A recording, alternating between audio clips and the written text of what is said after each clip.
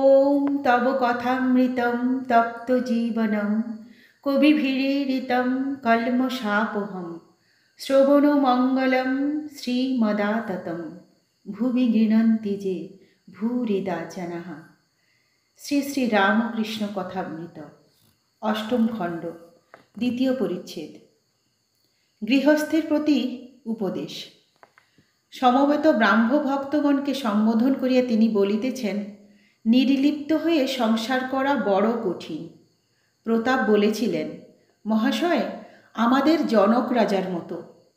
জনক নির্লিপ্ত হয়ে সংসার করেছিলেন, আমরাও তাই করব। আমি বললুম, মনে করলেই কি জনক রাজা হওয়া যায়? জনক রাজা কত তপস্যা করে জ্ঞান লাভ করেছিলেন। হেট মুন্ড ঊর্ধ্বপদ হয়ে অনেক বৎসর ঘোরতর তপস্যা করে তবে সংসারে ফিরে গেছিলেন। তবে সংসারের কি কোনো উপায় নাই? হ্যাঁ, অবশ্য আছে। দিন কতক নির্জনে সাধন করতে হয়। নির্জনে করলে ভক্তি লাভ হয়, জ্ঞান লাভ হয়। তারপর গিয়ে সংসার করো, দোষ নাই। যখন নির্জনে সাধন করবে, সংসার থেকে একেবারে তফাতে যাবে। তখন যেন স্ত্রী, পুত্র, কন্যা, মাতা, পিতা, ভাই, ভগিনী, আত্মীয়, কুটুম্ব কেহই কাছে না থাকে। নির্জনে সাধনের সময় ভাববে, আমার কেউ নাই, ঈশ্বরই আমার সর্বস্ব। আর কেঁদে কেঁদে তার কাছে জ্ঞান ভক্তির জন্য প্রার্থনা করবে। যদি বলো, কতদিন সংসার ছেড়ে নির্জনে থাকব? তা একদিন যদি এই রকম করে থাকো, সেও ভালো। 3 দিন থাকলে আরও ভালো, বা 12 দিন, 1 মাস, 3 মাস, 1 বৎসর, যে যেমন পারে। জ্ঞান ভক্তি লাভ করে সংসার করলে আর বেশি ভয় নাই। হাতে তেল মেখে কাঁঠাল ভাঙলে হাতে আঠা লাগে না। চোর চোর যদি খেলো, বুড়ি ছুঁয়ে ফেললে আর ভয় নাই। একবার পরশমণিকে ছুঁয়ে সোনা হও, সোনা হবার পর 1000 বৎসর যদি মাটিতে পোতা থাকো, মাটি থেকে তোলবার সময় সোনাই থাকবে। মনটি দুধের মতো।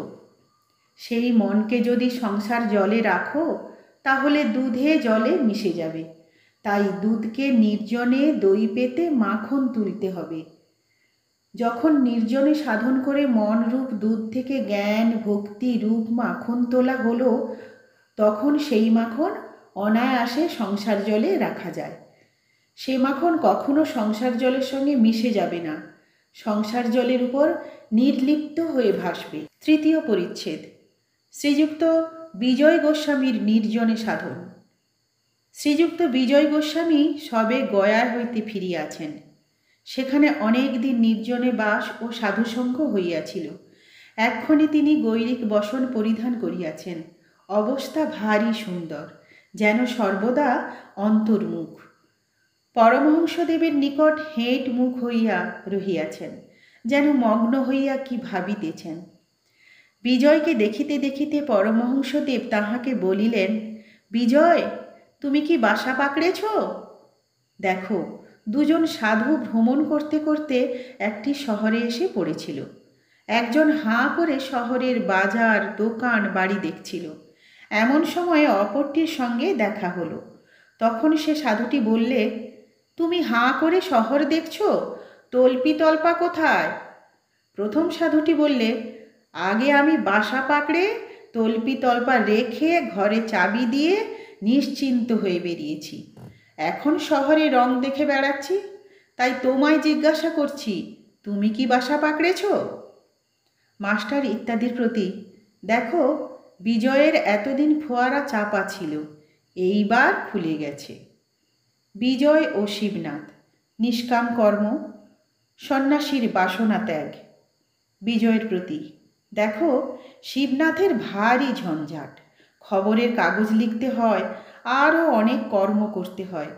বিষয়কর্ম করলেই অশান্তি হয়, অনেক ভাবনা চিন্তা জোটে। শ্রীমদ্ ভগবতে আছে যে অবধূত 24 গুরুর মধ্যে চিলকে একটি গুরু করেছিলেন। এক জায়গায় জেলেরা মাছ ধরছিল। একটি চিল এসে একটা মাছ ছোঁ মেরে নিয়ে গেল। কিন্তু মাছ দেখে পেছনে পেছনে প্রায় 1000 কাক চিলকে তাড়া করে গেল, আর সঙ্গে সঙ্গে কা কা করে বড় গোলমাল করতে লাগলো। মাছ নিয়ে চিল যেদিকে যায়, কাকগুলোও তাড়া করে সেই দিকে দিকে যেতে লাগলো। দক্ষিণ দিকে চিলটা গেল, কাকগুলোও সেই দিকে গেল।